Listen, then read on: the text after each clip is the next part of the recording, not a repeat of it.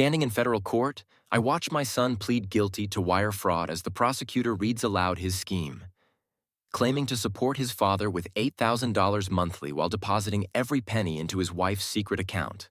The same voice that once announced his filial devotion to a room full of applauding strangers now whispers guilty to 18 months in federal prison.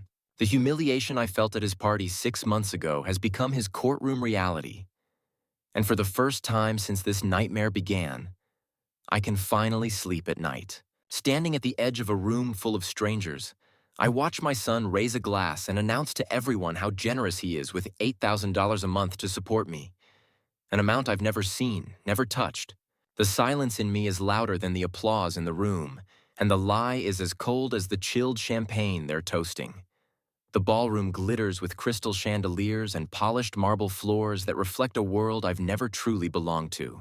Men in tailored suits and women draped in silk move through the crowd like they own the very air they breathe.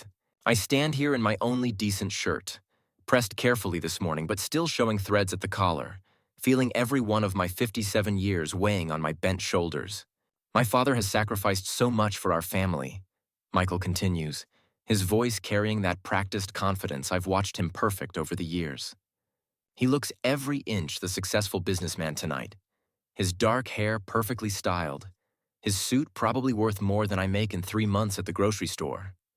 That's why I'm proud to support him with $8,000 every month. It's the least I can do for the man who gave me everything. The crowd murmurs appreciatively. Someone calls out, "What a good son." Another voice adds, "Family first." I want to laugh, but the sound would come out broken. $8,000. The number hangs in the air like smoke from an expensive cigar.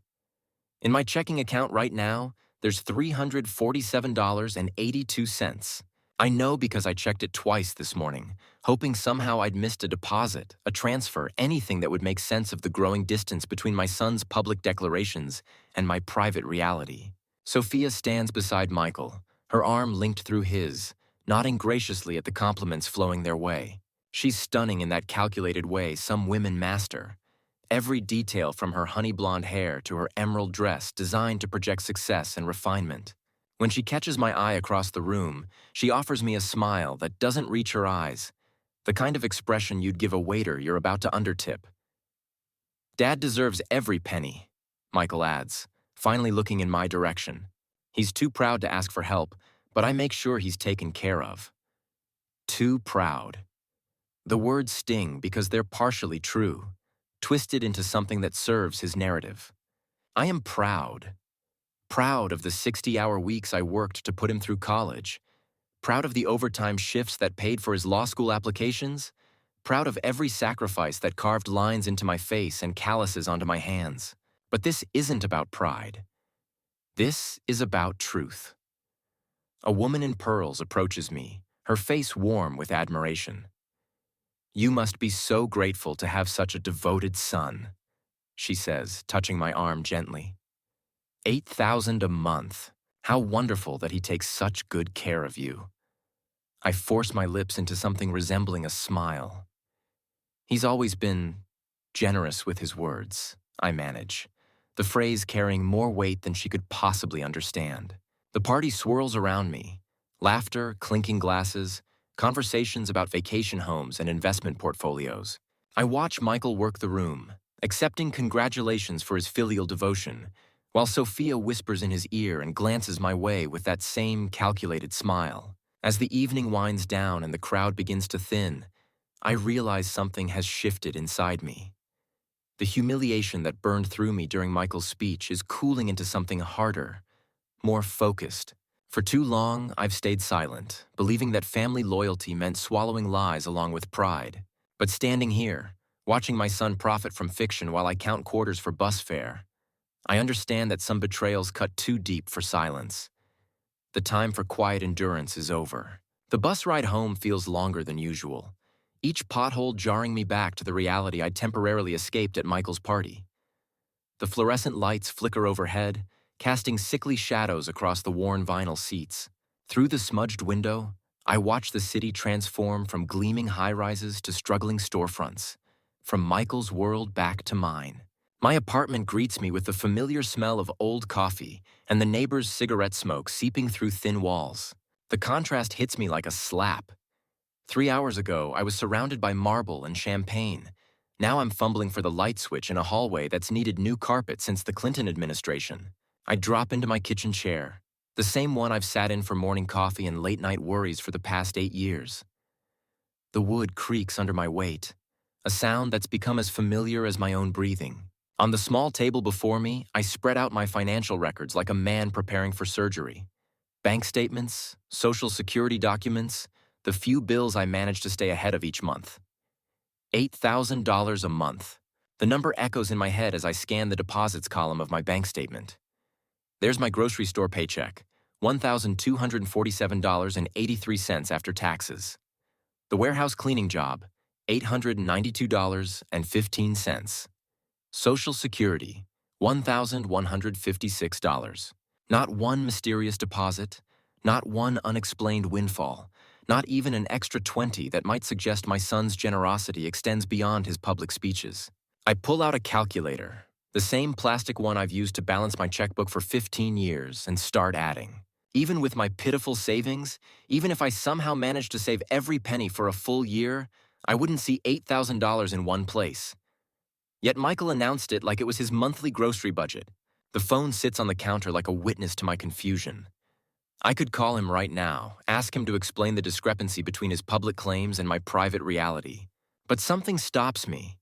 Maybe the memory of Sophia's calculating smile, or the way Michael's voice carried such practiced conviction when he lied to a room full of people. Instead, I reach for the shoebox I keep under my bed, the one filled with every important document I've managed not to lose over the years. Birth certificates, tax returns, the deed to the house I sold to pay for Michael's law school. As I sort through the papers, looking for anything that might explain where $8,000 monthly dollars could be hiding, I find myself thinking about Janet. Janet works the night shift with me at Clearwater Grocery, stocking shelves and cleaning floors after the customers go home. But she's different from the rest of us. She used to work downtown, keeping books for some accounting firm before they downsized her into grocery store obscurity. If anyone would understand financial irregularities, it would be Janet. The next evening, during our 15-minute break, I find her in the employee break room, stirring sugar into gas station coffee. The fluorescent lights make everyone look tired here, but Janet's eyes are still sharp behind her reading glasses. "Janet," I say, settling into the plastic chair across from her. "Can I ask you something?" Hypothetically. She looks up with the expression of someone who's heard enough hypothetical questions to know they're never really hypothetical. "Shoot. If someone claimed they were giving you money, a lot of money, every month, but you never saw it, never received it, what would you call that?" Janet sets down her coffee and leans back, studying my face. "I'd call that fraud, Richard. Plain and simple fraud. The word hangs between us like a verdict. Fraud. Not misunderstanding, not confusion, not family miscommunication. Fraud. The question is," Janet continues, her voice dropping to the conspiratorial whisper we use when discussing management, "what are you going to do about it?"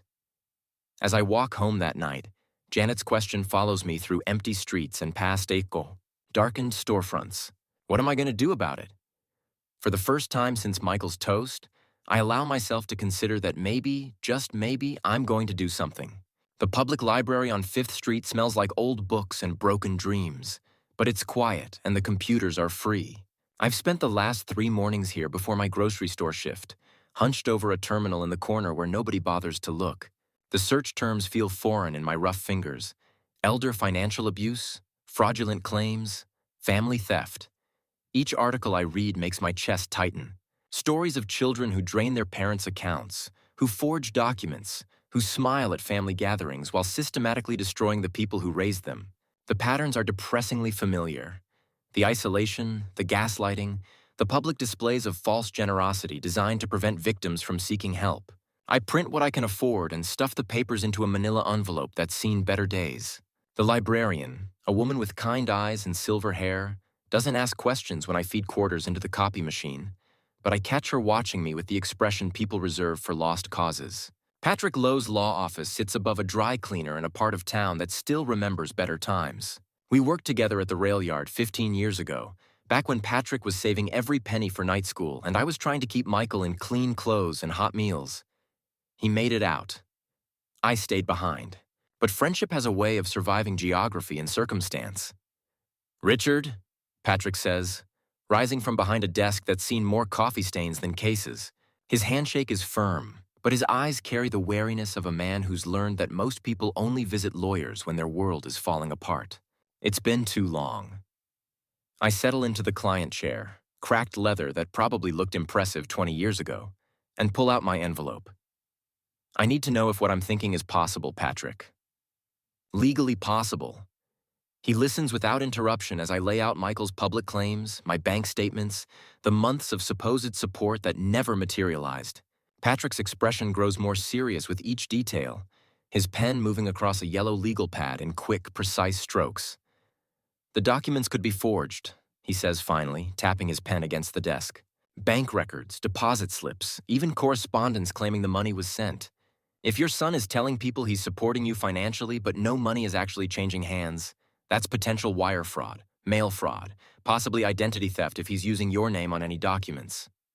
The words hit me like physical blows. Wire fraud, mail fraud, identity theft. My son, the boy I taught to ride a bicycle, who I drove to soccer practice every weekend for 6 years, who called me hero when he graduated law school, might be a criminal. Here's what we need to do, Patrick continues, leaning forward with the intensity I remember from our rail yard days. We need to document everything. Every claim he's made, every person who heard him say it, every financial record you can get your hands on. If this is what I think it is, Richard, we're going to need proof that would convince a jury. As I walk out into the afternoon sun, Patrick's words echo in my mind. A jury. The possibility that this betrayal might end up in a courtroom, with my son on the witness stand, and me forced to choose between family loyalty and justice. For the first time since that party, I know exactly which side I'm on. The manila envelope grows thicker each day, stuffed with evidence that makes my stomach turn. Bank statements, printed emails, screenshots of Michael's social media posts where he talks about taking care of family with the casual generosity of someone spending monopoly money. Each piece of paper is another nail in the coffin of whatever relationship my son and I once had. But it's the photographs that change everything. I find them by accident, really. Maria, the housekeeper at Michael's house, calls me on a Tuesday morning while I'm sorting through more financial records. Her English is careful, measured, like someone who's learned that the wrong words can cost you everything. Mr. Richard, she says, her voice barely above a whisper. I have something you need to see. We meet at a small cafe 3 blocks from my apartment, the kind of place that serves coffee in mismatched mugs and doesn't ask questions about quiet conversations in corner booths. Maria slides a manila envelope across the table, her hands shaking slightly. I clean Mr. Michael's office every Thursday, she says, glancing around nervously. I see the checks sometimes when he leaves them on his desk. I take pictures with my phone. Inside the envelope are printouts of photographs, slightly blurry but clear enough to stop my heart. Check after check, made out to Sophia Torres. Not Sophia Bell, but her maiden name. Amounts that range from $2,500 to $8,000, dated monthly, going back 8 months. The memo line on each one reads, Family support, R. Bell. Family support. For Richard Bell. Money that was supposedly coming to me, written in my son's neat handwriting, deposited into his wife's account under a name that would never connect back to our family's finances. There are more, Maria whispers, pulling out another set of photos.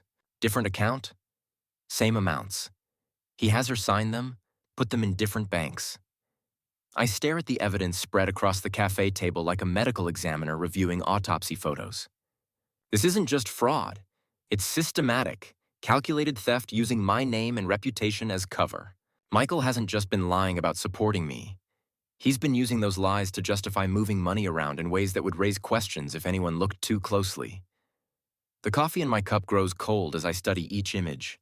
8 months of checks. $64,000 total, all claiming to be for my support, all disappearing into accounts I'll never see. Money that could have changed my life, could have let me stop working double shifts, could have given me the dignity my son claims to provide. Why? I ask Maria, though I'm not sure if I'm asking why Michael did this or why she's helping me expose it. Because, she says, gathering her courage along with her purse. What he does to you, he could do to anyone. Today, it's family support. Tomorrow, maybe it's charity donations or business expenses. People like us, Mr. Richard, we have to look out for each other.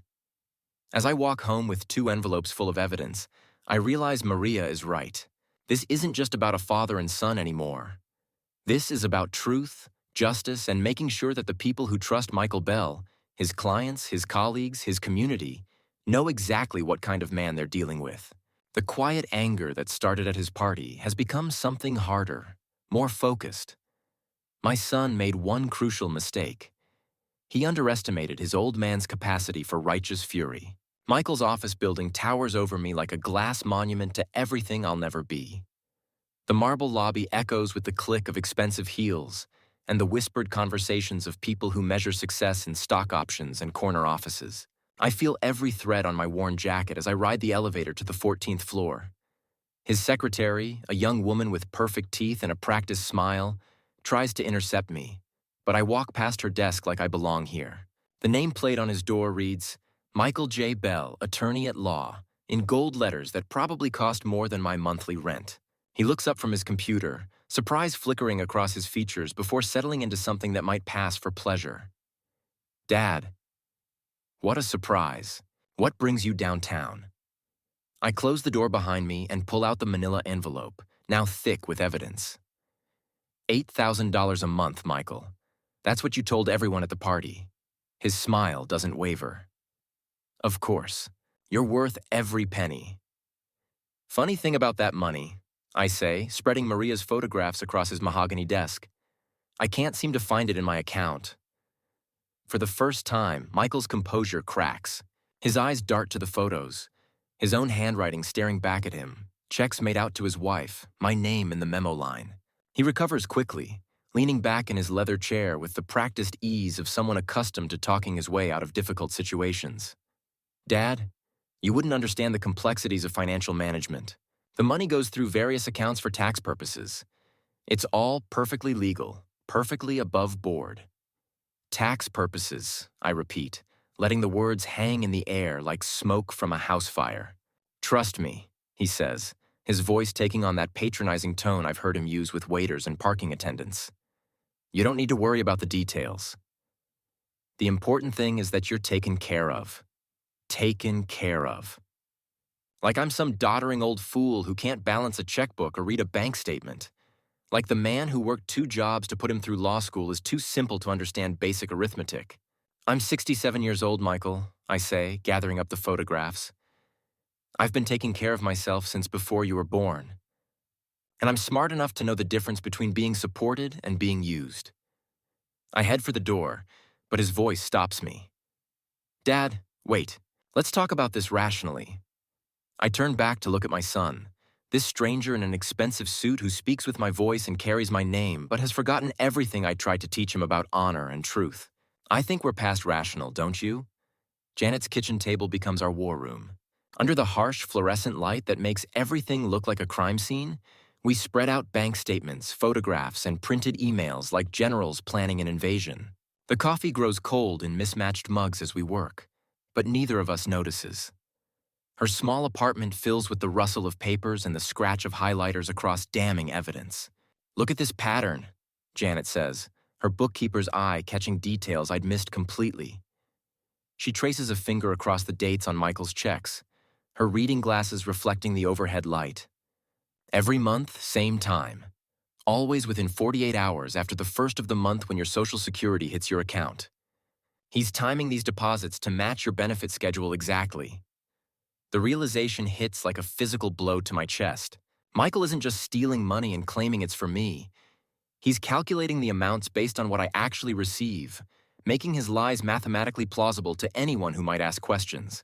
The checks to Sophia range from $2,500 to $8,000, perfectly calibrated to what a dutiful son might reasonably contribute to supplement his father's fixed income.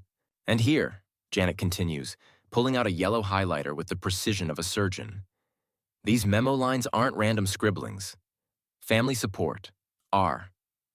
Bell, elder care, Richard Bell, monthly allowance. Dad, he's creating a paper trail that looks completely legitimate if anyone ever audits his finances or asks questions about large cash movements.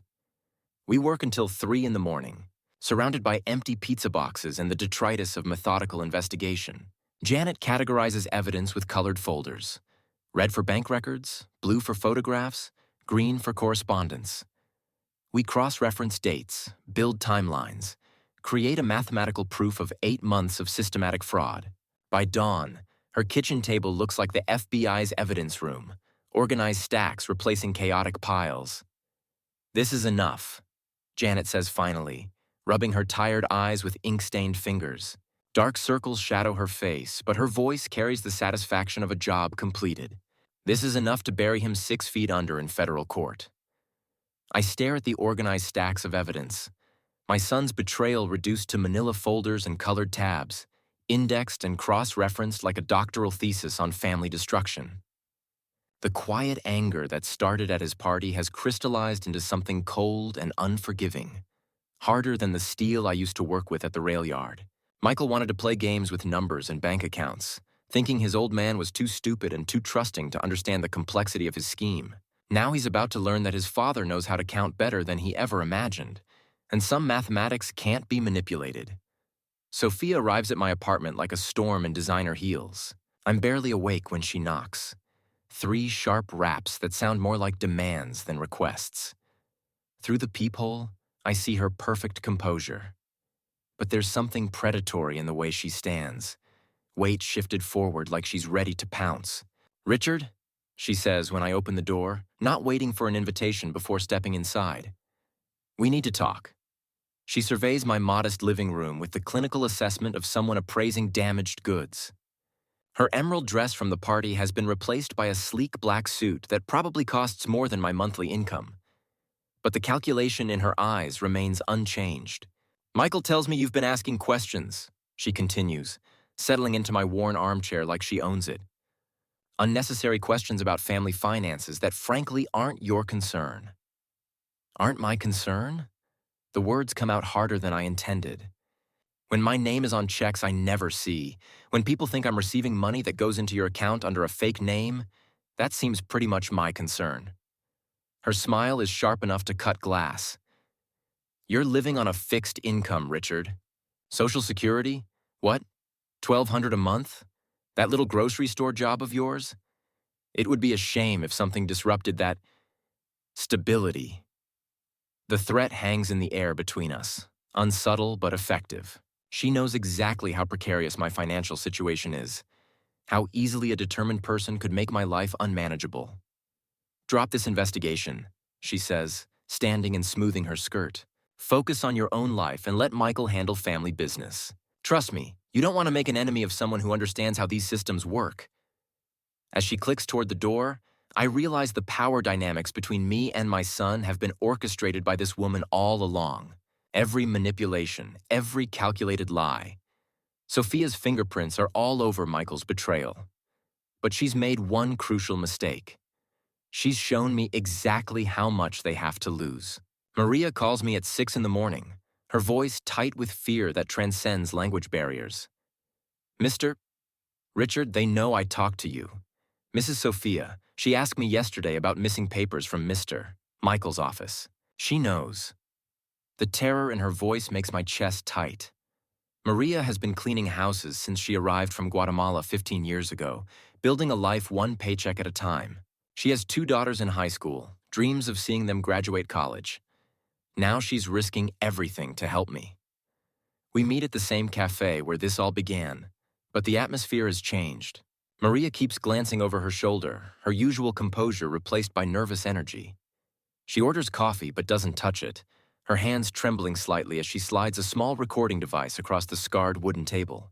"I work for them 3 years, she whispers, leaning forward so our conversation stays private. I see things. I hear conversations they think I don't understand. But my English, it's better than they know. Last week, when Mrs. Sophia think I'm just the stupid cleaning lady who no comprende. She talked to Mr. Michael about you. She presses play with fingers that shake despite her determination. Through the device's tinny speakers, I hear my son's voice, casual as if discussing the weather. The old man's getting suspicious about the money.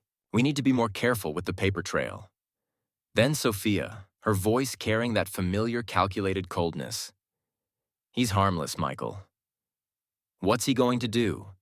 Hire a lawyer with his grocery store salary? Just keep telling him it's too complicated. Men like him don't understand high finance anyway. My hands clench into fists. Men like him. Working class men.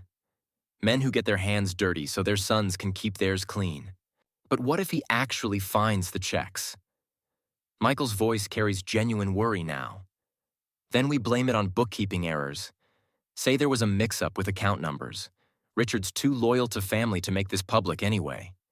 He'd rather suffer in silence than embarrass his successful son. The recording continues for 10 agonizing minutes. Casual discussion of my financial exploitation, my character flaws, my predictable devotion to family loyalty that makes me easy to manipulate. They dissect my personality like pathologists examining a corpse, cataloging my weaknesses with clinical precision. There's more, Maria says when the recording ends, pulling out a manila envelope thicker than all the others combined. Her movements are quick, nervous, like a bird ready to take flight. Bank records, emails between them, even text messages about moving money around. I take pictures of everything before I pack up my cleaning supplies yesterday. She leans forward, her dark eyes fierce despite her fear. Mrs. Sophia, she fired me this morning. Call me at 7 o'clock, say I steal from them, threaten to call immigration if I make trouble. But I'm citizen, Mr. Richard. I have papers. She tried to scare me with lies, but I'm not scared of lies anymore. As Maria hands me evidence that could destroy my son's career, I realize she's risking everything. Her reputation in the tight-knit community of domestic workers, her safety, possibly, her daughter's future, to help me find justice. Why? I ask again, the same question I posed weeks ago when this all started. Because truth matters, she says simply, her voice gaining strength. And because some people, they think we don't matter, that we're invisible, that we don't count. They're wrong about that too. Patrick's office has been transformed into mission control. Evidence covers every surface. Bank records spread across folding tables. Photographs pinned to a makeshift bulletin board. Maria's recordings transcribed and highlighted in fluorescent yellow. Timeline charts that Janet created with military precision stretch across one entire wall, mapping 8 months of systematic fraud with the clarity of a battle plan. The coffee pot hasn't been empty in 3 days. This is bigger than family fraud, Patrick says, holding up the audio recordings like they're made of gold. Dark circles under his eyes suggest he's been losing as much sleep over this case as I have. Wire fraud, identity theft, potential tax evasion if they're claiming these payments as charitable deductions or business expenses. We're looking at federal charges, Richard. This could put your son away for years. Federal charges. The words hit me like cold water thrown in my face. My son, the boy who used to fall asleep in my lap watching Sunday football, who called me hero at his law school graduation, could go to prison. The magnitude of what we've uncovered settles over me like a heavy coat. The recordings are the smoking gun. Patrick continues, pressing play on Maria's device. Sophia's voice fills the room. Men like him don't understand finance. He's too loyal to family to make this public. The casual cruelty in her tone makes my stomach turn. No jury in the world will see this as a family misunderstanding after hearing that. Janet leans forward from the client chair beside me, her reading glasses reflecting the overhead lights. What about the intimidation tactics? Sophia threatening his Social Security benefits, firing Maria and threatening immigration trouble? Witness tampering, obstruction of justice. Patrick ticks off charges on his fingers like he's counting blessings. They've built us a beautiful federal case just by trying to cover their tracks. Every lie creates another charge, every threat another count. He pulls out a thick manila folder, legal papers organized with color-coded tabs. I've prepared multiple strategies: civil suit for financial damages and emotional distress. That's the safest route, probably results in full restitution plus punitive damages. Criminal complaint to the FBI, that's the nuclear option, could mean prison time but guarantees this never happens to anyone else. Or we can start with civil litigation and leverage it into a criminal referral if they don't settle quickly. The folder sits between us like Pandora's box. I know that whatever decision I make in the next few minutes will end the last pretense that Michael and I are family. There will be no Christmas dinners, no phone calls, no chance for reconciliation, but the recordings replay in my mind. Men like him don't understand finance. He's too loyal to family to make this public. They were counting on my loyalty, banking on the belief that blood runs thicker than justice, that a father's love would always outweigh a father's dignity. They were counting on my loyalty, I say finally, my voice steadier than I feel. Time to show them what disloyalty looks like. Patrick nods grimly and reaches for his phone. Criminal complaint it is. Let's call the FBI and let them know we have a federal case ready for prosecution. As he dials, I realize there's no turning back now. The boy I raised is gone, replaced by a man who sees his father as nothing more than a useful fool. It's time to show him how wrong he is about both of us. The Facebook post goes live at 3:47 p.m. on a Tuesday. I've never been much for social media. The whole thing feels like shouting into an empty room. But Janet helped me set up the account and craft the message. We spent 3 hours at her kitchen table, choosing each word like ammunition. Simple, factual, devastating. My son, Michael Bell, publicly claims to support me with $8,000 monthly. I have never received this money. It goes to his wife's account under her maiden name.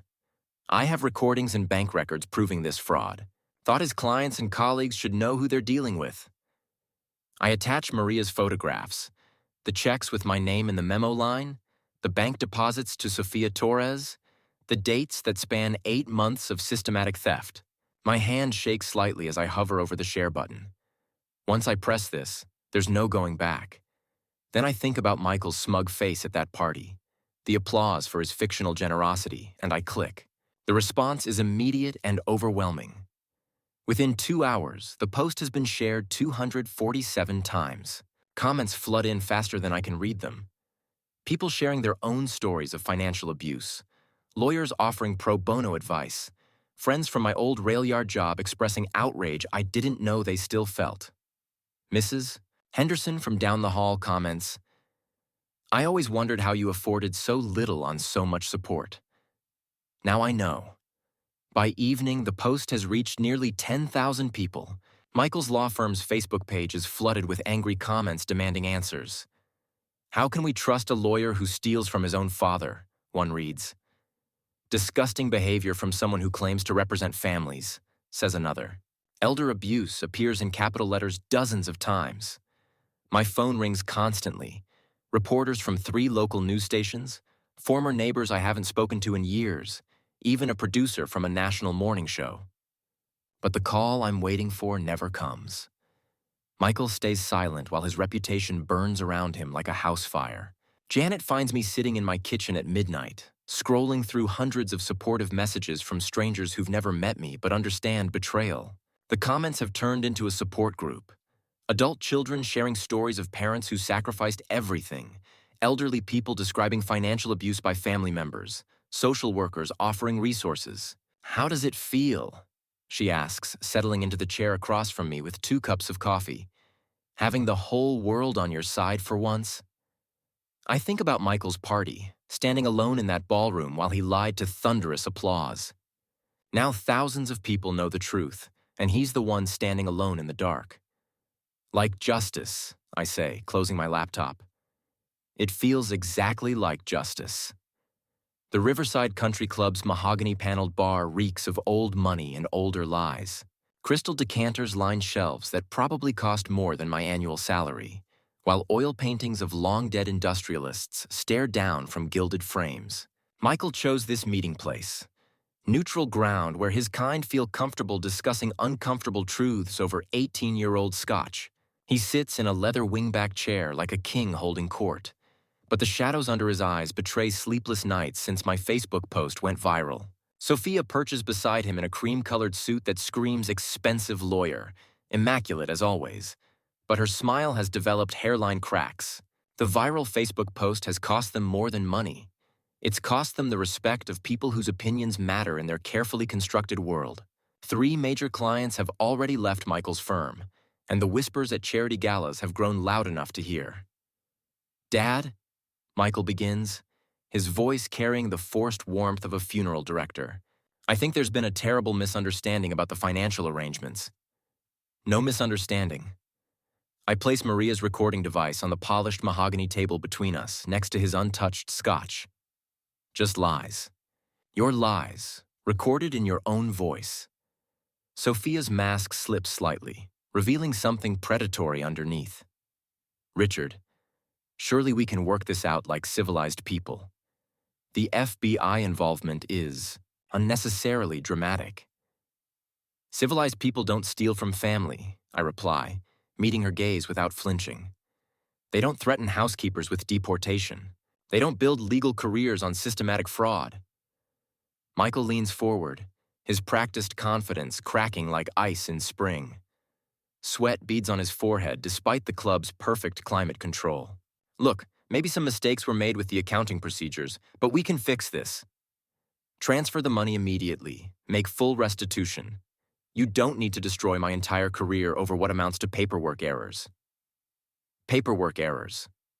Even now, caught red-handed with recordings and bank records, he can't admit the truth. Can't say the words. "I stole from my father for 8 months and used his name to cover my tracks." Your career? I stand slowly, my joints creaking like the old man I am, looking down at this stranger in an expensive suit who shares my DNA. "You destroyed your career the moment you decided I was too stupid and too loyal to fight back." Sophia tries one last manipulation, her voice soft with manufactured concern. "Think about your grandson, Richard. Do you really want him growing up knowing his grandfather destroyed his father? Some things are more important than money." I pause at the club's heavy oak door, brass handle cold under my calloused palm. I want him growing up knowing his grandfather fought for the truth when it mattered. Maybe that'll teach him something his father never learned about honor. As I walk away through the marble foyer, I hear Michael calling my name with increasing desperation. But the man who raised him, who believed in sacrifice and loyalty and doing right by family, that man died the night of the party. What's walking away now is someone harder, someone who's learned that sometimes love means holding people accountable for their choices. The FBI moves faster than I expected. 6 weeks after Patrick's call, federal agents execute search warrants on Michael's law office and home. The local news runs footage of cardboard boxes being carried out, each one containing evidence of systematic fraud that goes far beyond my case. I watch from my apartment, eating dinner from a TV tray, as my son's world collapses on the evening broadcast. Patrick calls me from the courthouse steps, his voice barely containing excitement. "Richard, they found everything. Client trust fund irregularities, forged documents, tax evasion schemes going back 3 years. Your case was just the tip of the iceberg. He was stealing from clients, charitable organizations, even his own law firm's escrow accounts. The charges, when they come, read like a prosecutor's dream. Wire fraud, mail fraud, identity theft, money laundering, obstruction of justice. 27 counts in total. Michael's law license is suspended pending investigation. Sophia, named as a co-conspirator, faces her own federal charges for money laundering and conspiracy. The civil settlement comes quietly.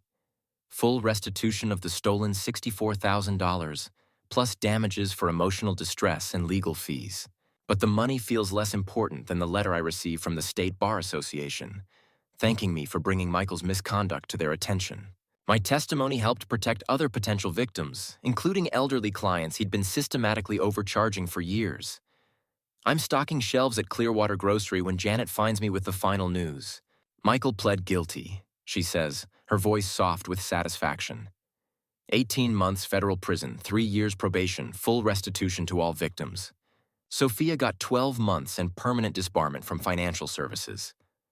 I set down the box of cereal I'm shelving and look at my friend, this woman who helped me find the courage to fight back against my own family. You know what the best part is? I tell her. I can finally sleep at night. For the first time in months, that's not a lie. The man who taught his son about honor and truth has reclaimed both.